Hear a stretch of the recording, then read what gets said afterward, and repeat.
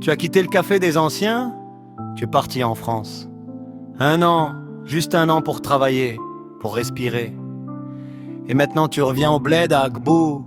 Tu crois qu'on va te faire une fête, que ta mère va pleurer de joie. Oui, ta mère, oui.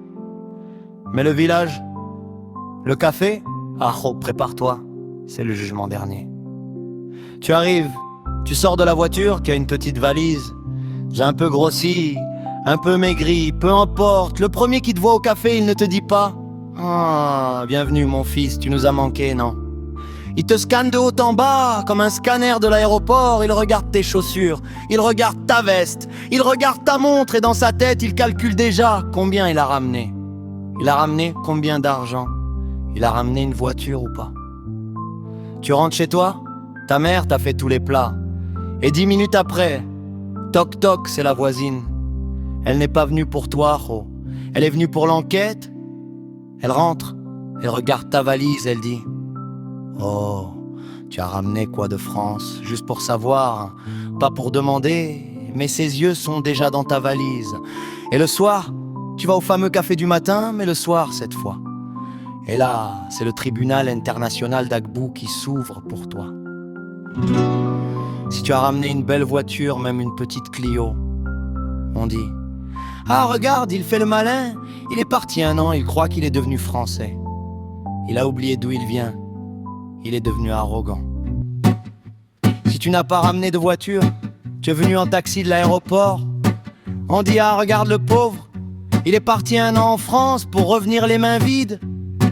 Il n'a rien fait là-bas, il a échoué. » Si tu as ramené des cadeaux pour tout le monde, on dit « Il gaspille son argent, il fait le riche. » Si tu n'as pas ramené de cadeaux, on dit « Il est devenu radin en France. Il a oublié sa famille, les Français l'ont changé. » Tu ne peux pas gagner, gros, c'est impossible. Et les questions qui tuent. Oh là, les questions. Ça va la France? Tu gagnes combien? Tu payes combien le loyer? Tu as des papiers? Tu t'es marié avec une Française.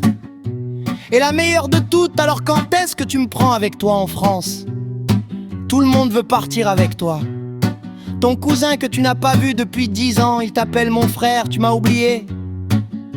Mon oncle, le voisin, le fils du voisin. Tout le monde devient ton meilleur ami pendant 3 jours. Et les mensonges qui commencent sur toi. Toi, tu es juste fatigué, tu veux dormir. Mais au café, ils ont déjà créé ta nouvelle vie. Mémo est revenu de France. Oui, on dit qu'il a acheté un appartement à Paris. Non, moi, on m'a dit qu'il s'est marié là-bas. Non, moi, on m'a dit qu'il a été expulsé. 3 versions en 1 heure, oh, pour une seule personne qui est juste rentrée voir sa mère. C'est ça notre maladie de Kabyle, on s'aime à la folie. Si tu as un problème, tout le village vient t'aider. Si tu meurs, tout le village pleure. Mais si tu vis, tout le village parle de toi. On ne sait pas dire Hamdoullah, moi est revenu en bonne santé. C'est le plus important. On dit, oui mais il a ramené quoi? Moi j'ai compris un truc gros. Quand tu reviens de France, il faut faire 3 jours au village pour ta mère. Et après il faut partir à bougie à la mer, te cacher. Sinon tu vas devenir fou. Et le jour où tu repars en France, les mêmes anciens au café te disent « Ah, tu repars déjà. Tu ne restes pas, tu n'aimes pas le bled. » Et quand tu es en France, ils disent « Il ne revient jamais. Il a oublié le bled. » Oh, c'est le vécu spécial kabyle, comme tu dis. On est fatigué, mais on rigole. Parce que malgré tous ses défauts, c'est notre village. Et on l'aime comme il est.